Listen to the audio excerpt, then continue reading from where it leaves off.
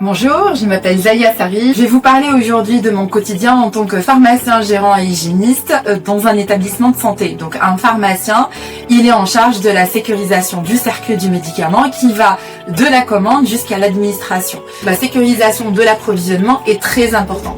Qu'est-ce que l'approvisionnement? L'approvisionnement, c'est de commander un produit, qu'il soit médicament ou dispositif médical, en fonction des besoins des services de soins ou du bloc opératoire. La commande, une fois qu'elle est réceptionnée à la pharmacie, si elle est complète, nous sommes hyper contents parce que elle répond à nos besoins.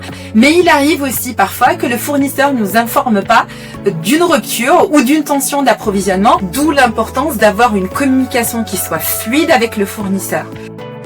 Là, par exemple, si on devait donner un exemple concret de notre quotidien, vous êtes en arrêt de commercialisation sur un produit qui est utilisé dans l'établissement. Comment on a géré avec Nicolas cet arrêt de commercialisation? Donc, 1, vous nous avez informé. 2, on vous a proposé les équivalences. On a fait des tests. Et 3, on a été rencontrer les chirurgiens dans l'établissement individuellement. Chaque chirurgien avait ses pratiques. Donc, on a essayé au mieux de proposer un produit. D'uniformiser pour in fine trouver la solution pour que chacun adapte avec ses pratiques. Ce qui est important pour moi aujourd'hui, c'est vraiment la communication et la relation que je peux avoir.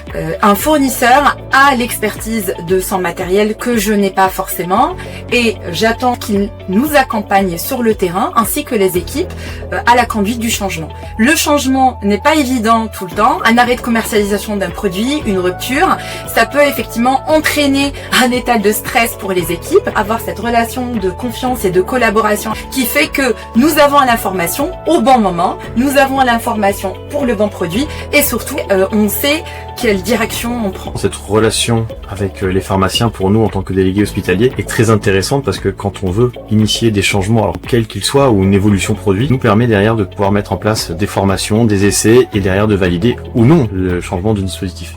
Ce qu'on peut voir parfois dans nos métiers, c'est une relation commerciale. Mais ça ne s'arrête pas à cette relation commerciale, puisque je suis pharmacien, je travaille dans un établissement de santé. Je suis délégué hospitalier pour un laboratoire pharmaceutique. Et tous les deux, nous travaillons pour la prise en charge d'un patient. On est ensemble pour le patient. Tout à fait. Vous fournissez le produit et on le dispense. Et donc, le plus important, c'est vraiment de pouvoir amener le bon produit au bon patient, peu importe le moment, y compris dans un cadre de rupture ou d'arrêt de commercialisation.